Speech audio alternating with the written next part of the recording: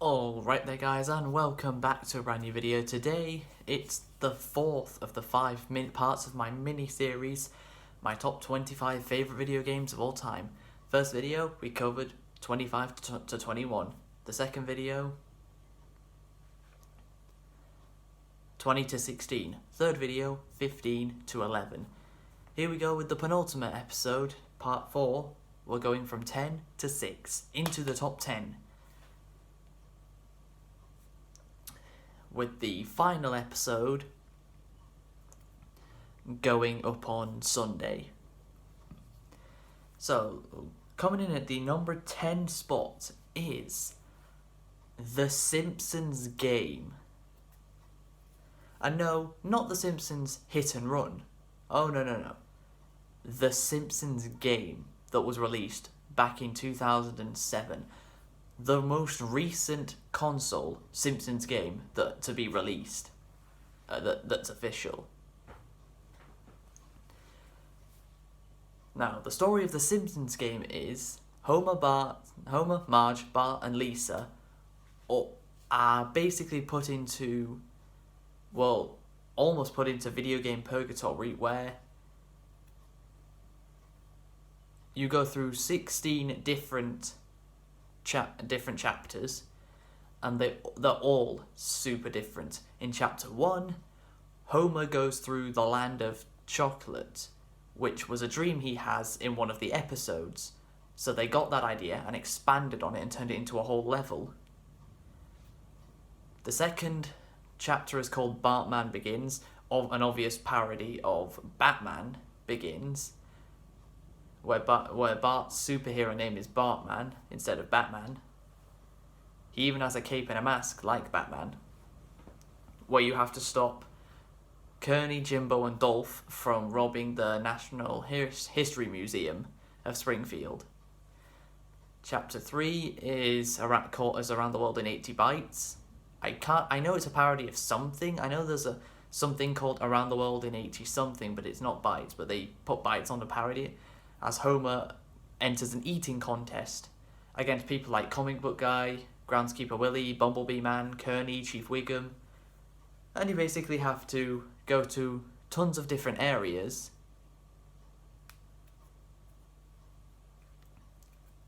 and all these areas are represented by countries such as Australia, France, Mexico, Germany, Scotland, Italy, and then you have to destroy the Statue of Liberty.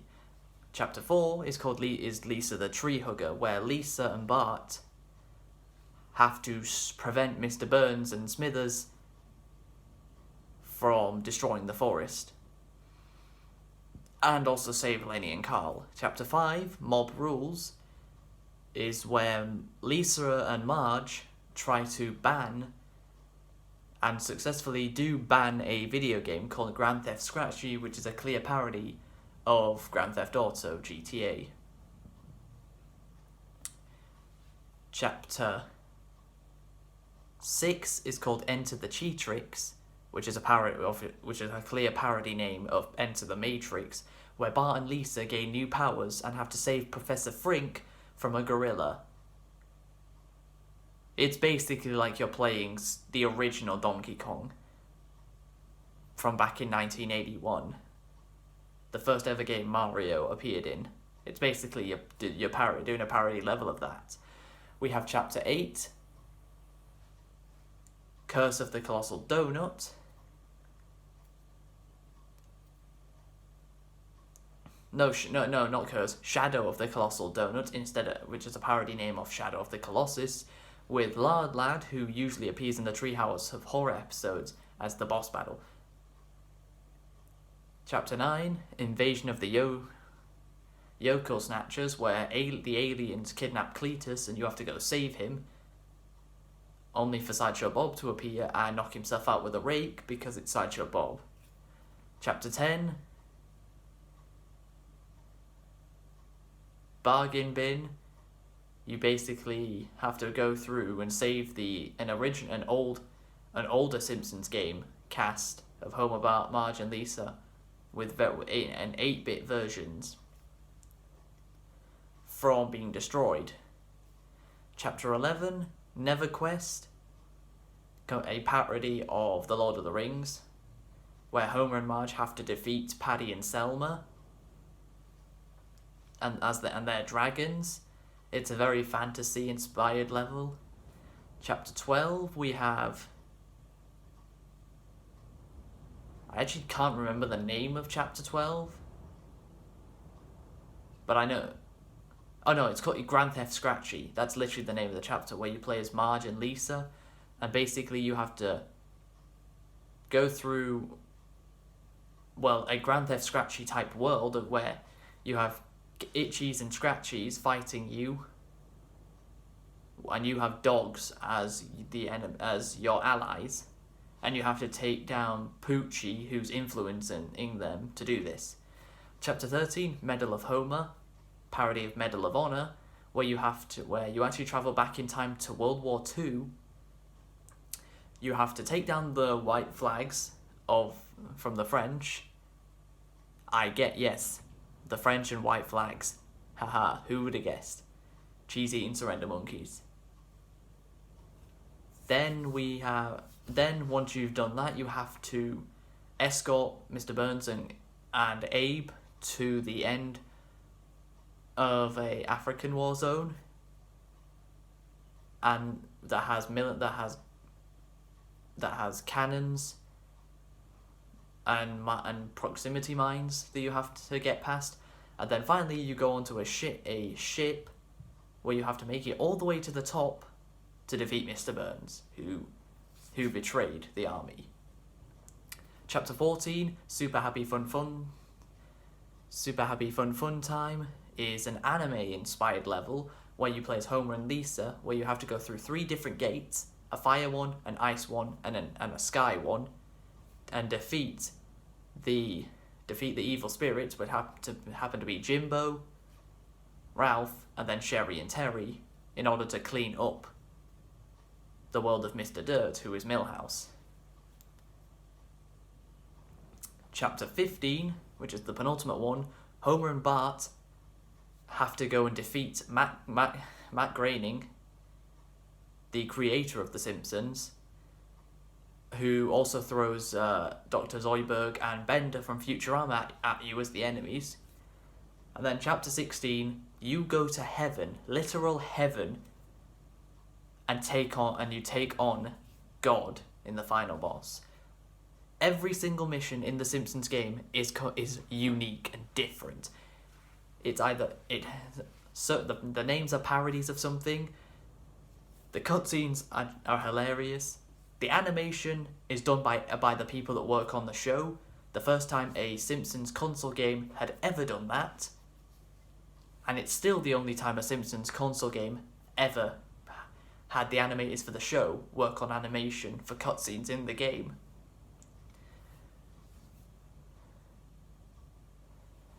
The gameplay feels great.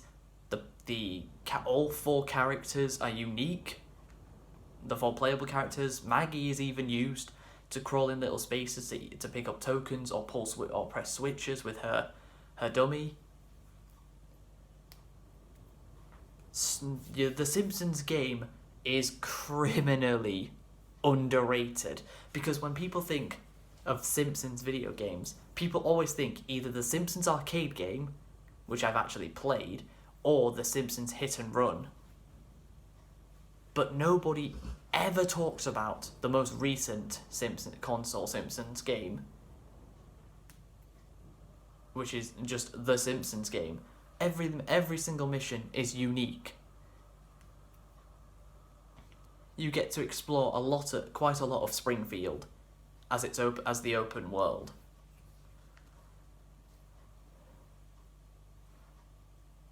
So many loads of classic locations from The Simpsons that you explore. I mean, hell, how can you have a mission where you go to... what game has a chapter where you literally go to heaven and you have a dancing competition against God? What other game can do that? Exactly, and that's why The Simpsons comes in at number 10. Coming in at the number 9 spot is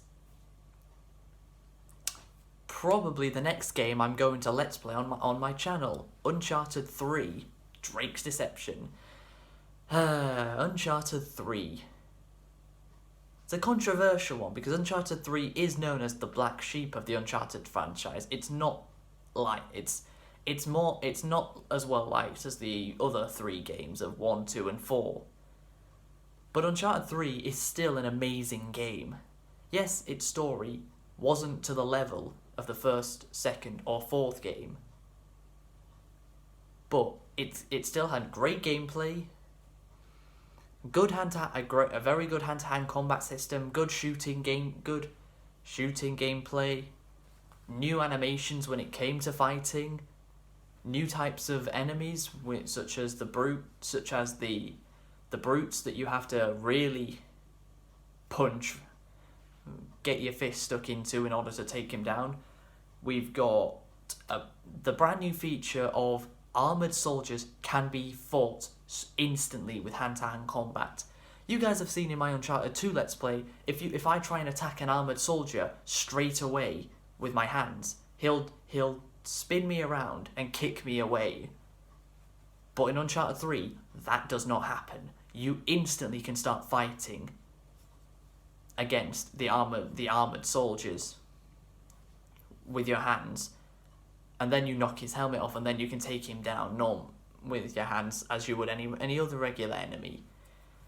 It's such a tiny feature, but it's such an impactful one. The set pieces, some of the set pieces in Uncharted 3 are some of the best in the entire franchise. Of course, with Nate, Sully, and Elena by the halfway stage and end of the game looking for a realm of the pillars, Ubar, the city of brass, it all means the same thing. As Talbot and Marlowe are the two that are chasing you down for that, because it unleashes the evil spirits of the Jinn, which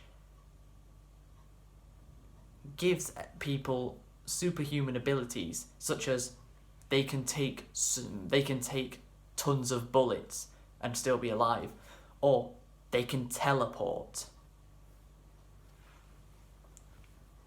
which is an interesting concept. We had brand new massive brute enemies that literally cannot be fought with your hands. You have to shoot them because they have a ton of armor and a giant machine gun they have an LMG called the Pak 80. It has a ton of ammo, and it's such a big gun that you genuinely cannot put it on your back. You can't. It's a completely separate weapon to pistols and rifles. We had the sawn-off shotgun as a brand new shotgun added to the game. I really wish they brought it back in Uncharted 4, but they didn't. But something massive Uncharted 3 did was the multiplayer. They improved on the second game's multiplayer, because Uncharted 2 multiplayer was a success. It wasn't as popular as other multiplayers because it was a third-person shooter multiplayer, but it was still good. Because we had the usual team deathmatch, we had elimination, which is basically the same thing, apart from when you die, you don't respawn until the next round.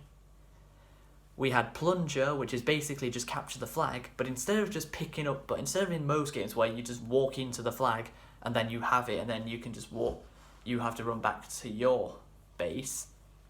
Instead, just like in Uncharted 2, it's a treasure idol that you actually have to pick up and physically carry back to your base. You can only use your pistol when carrying the treasure idol, but you can throw it. And then you have to physically put it into your treasure chest in order to score the point.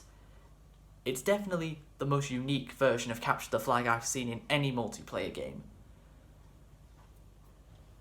Of course, we have co-op arena, just like in Uncharted 2, where you have a bunch of waves of enemies with different objectives. Maybe it's kill all the enemies, which is the most known one. Maybe it's kill all the siege, which is kill all the enemies in a certain location on the map. If you don't kill the enemies in that location, it doesn't count towards your objective. You have to be standing inside of a green lit up square, which is somewhere around the map. Or you could have Gold Rush, which is you have to find two treasure idols, and when you do, you have to bring them back to a treasure chest without dying. But the thing that I loved about the Uncharted 2 multiplayer was the co-op adventure mode, and Uncharted 3 brought it back, and it gave us five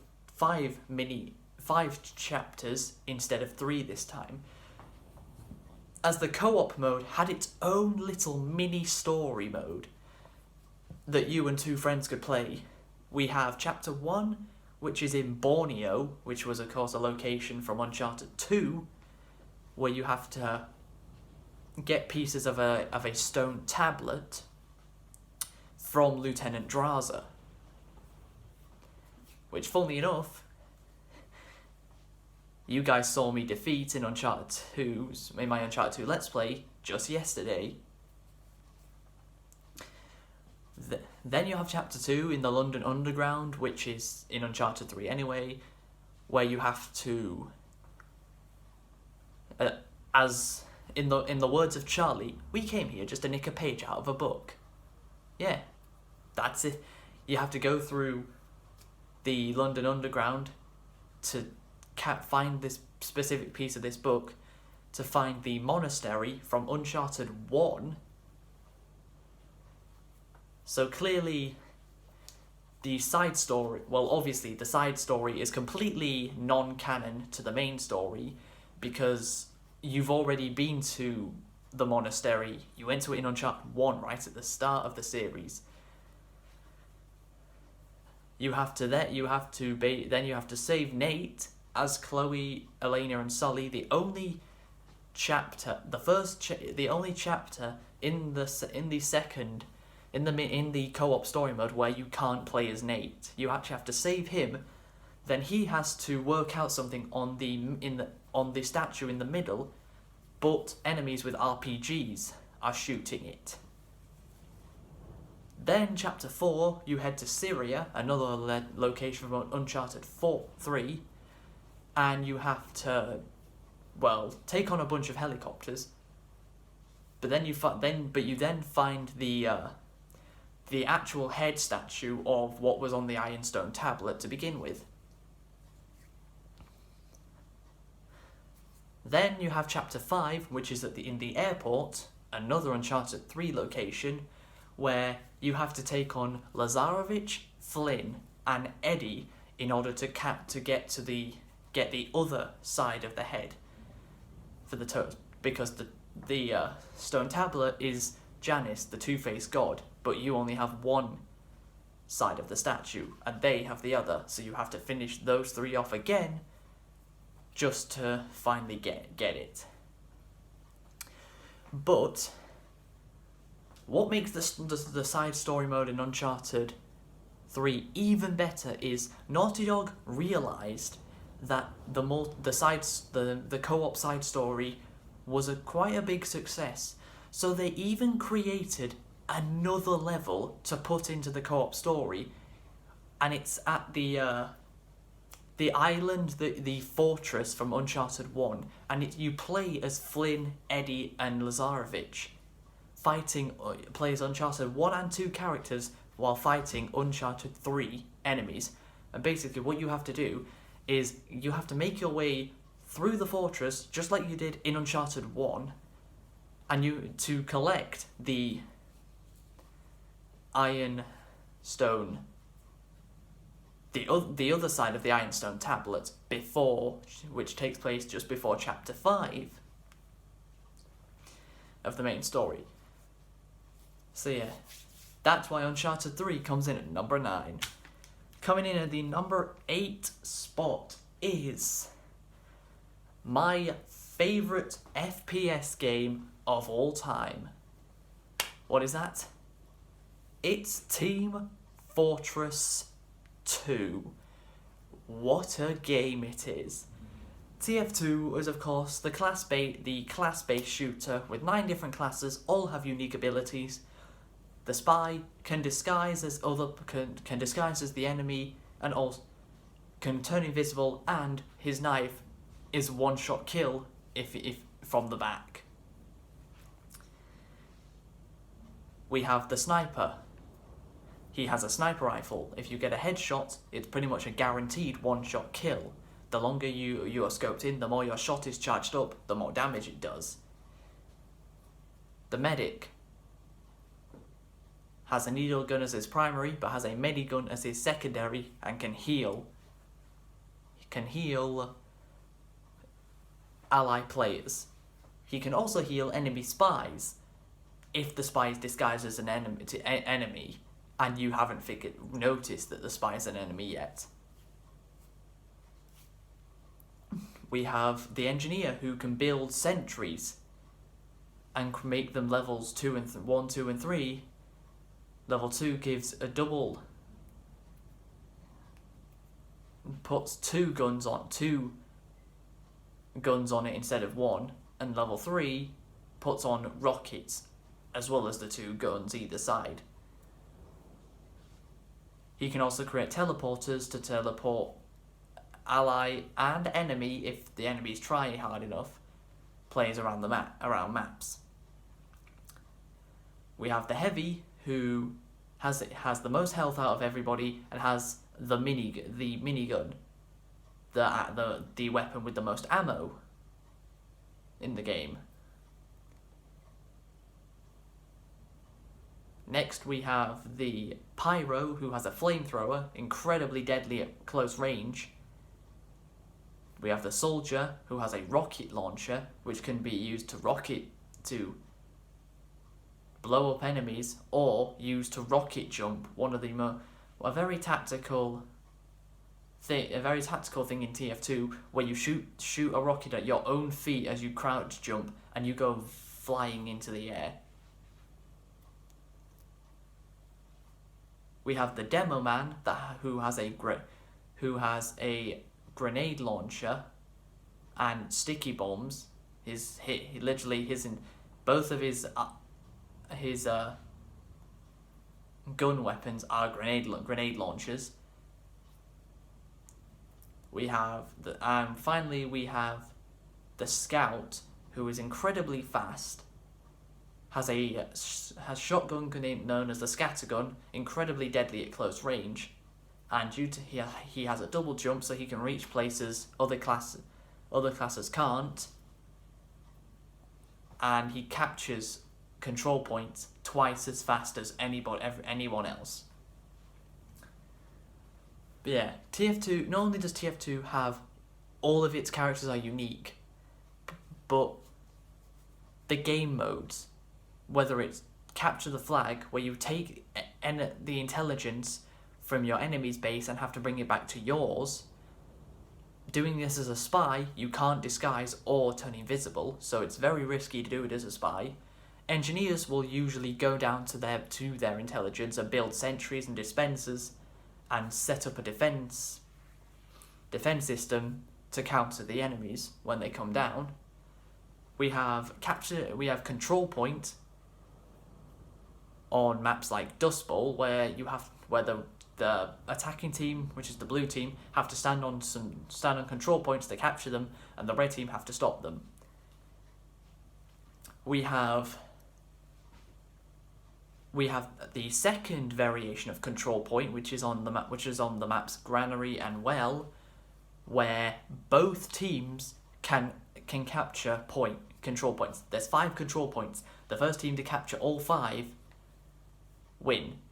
But if one team has 4 captured and the other team has 1 captured, the team with only 1 point that's captured cannot go over to the third point and capture it. They have to capture them in order. They have 2 control points each in their own in their bases, and in order they have to capture every single control point of the enemies in order to win. But they have to do it in order. They can't just go to whichever control point that they want. We have modes that I have not played in the game, but I just know are fantastic. Payload, where the attacking team have to push a cart through a number of checkpoints, and the red team have to stop them. You may think all these game modes that you're referring to are in Overwatch. And you would be correct about that. Because Overwatch literally has ripped off every single game mode in TF2. Like, literally, every game mode that is in TF2 is also in Overwatch. Valve have been completely copied by Blizzard. And people are trying to claim that Overwatch is better than TF2. No, it's just a complete rip-off. And it's not even as good of a game, because the characters in Overwatch all have super special abilities that make the game incredibly unbalanced and unfair. TF2 doesn't have that. TF2 is more about skill, that is more about your own skill as a player, rather than getting a special ability that makes everything easier for you.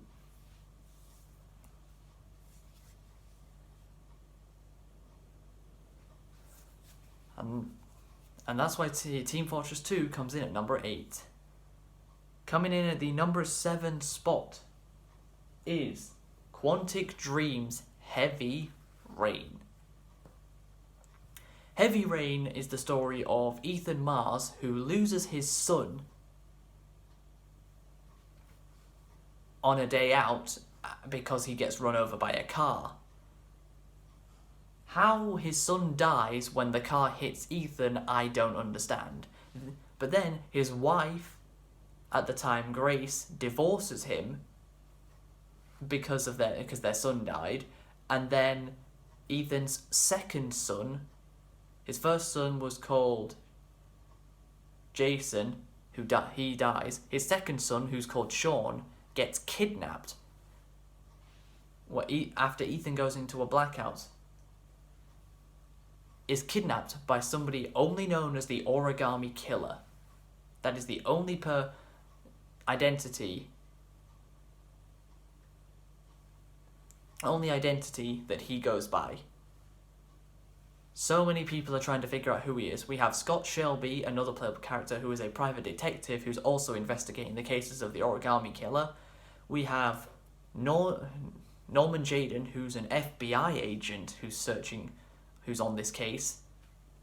And we have Madison, who ends up being part of Ethan's runaway from the cops because they think he is the Origami Killer, despite having no proof. And the thing about Heavy Rain is it has tons of different endings. 17 to be specific. 17 different endings.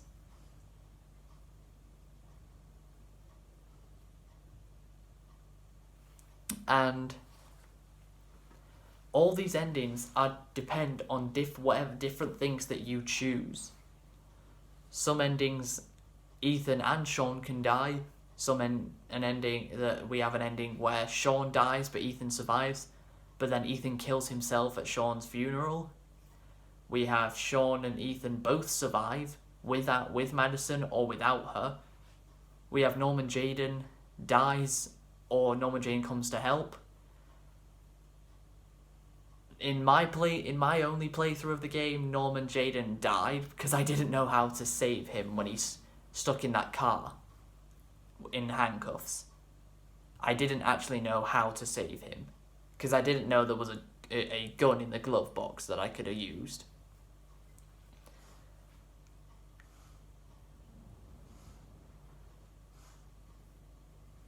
But the thing about Heavy Rain is it always surrounds everything in mystery. You never know if you should trust somebody or not. But the crazy plot twist in the game, which Connor spoiled for me. Yeah, Connor happened to spoil the big plot twist in the game, that Scott Shelby, the private detective, is actually the Origami Killer. That's why nobody is able to find the Origami Killer, because the Origami Killer is also investigating the case about him, but nobody knows it is him.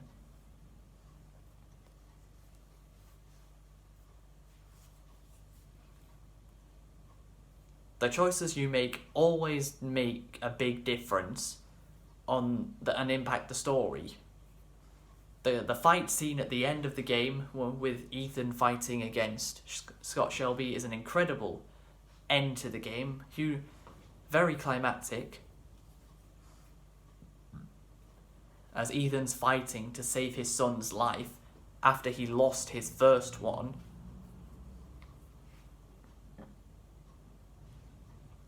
He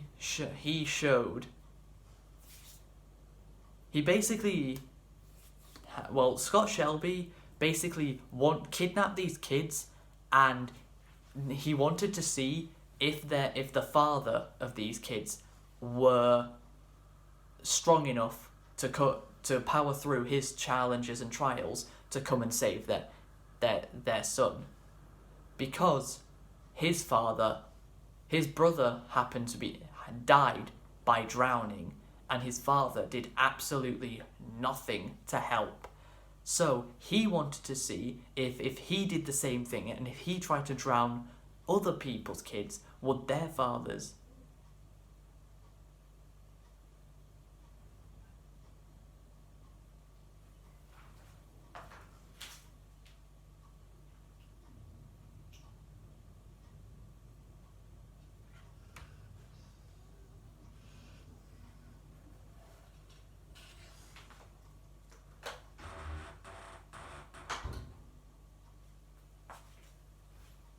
Okay then. If Scott Shelby's father did nothing to help to save his brother, would the fathers of other children be stronger than what his father was? And Ethan showed that he was. And the ending I was happy with, because Madison survived, and Ethan survived, and Sean survived. But Scott Shelby didn't. And that's why Heavy Rain comes in at number 7. Coming in at the number 6 spot is Mario Party 2. Released initially in 1999 and then released in the year 2000 in other places. Mario Party 2 is of course the second game in the long running Mario Party series that has spanned so far over 10 games. Mario Party 2 excels in innovating on the first game. The 5 different boards that you can play on: Mystery Land, Western Land, Space Land, Horror Land, and Bowser Land. The 5 different boards that you can play on. Oh, and Pirate Land, 6 even. The 6 boards that you play on are all interesting and unique. The characters have unique outfits depending on what board they're playing on, except for the Bowser one, where they just wear their normal outfits. The minigames are incredibly fun.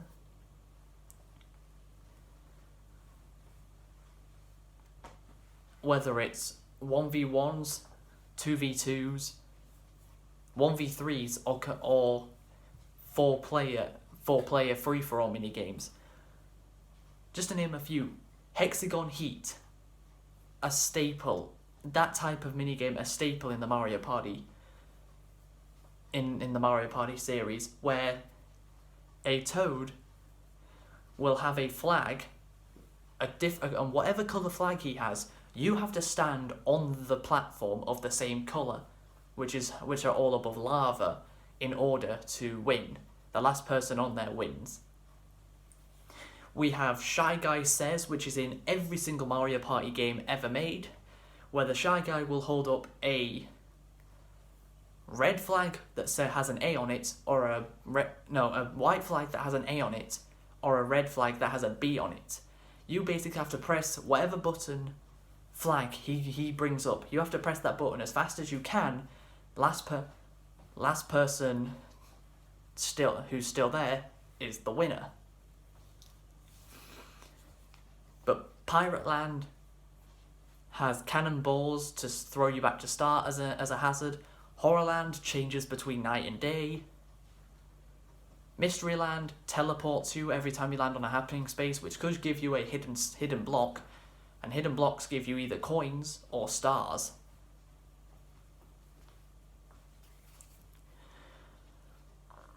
And we have Western Land, where trains can follow you. We have thwomps that chase you in cars in Spaceland, and we have a Bowser Parade that chases after you in Bowserland. All the boards are incredibly unique, and the boards and minigames innovate on what Mario Party 1 set out to begin with.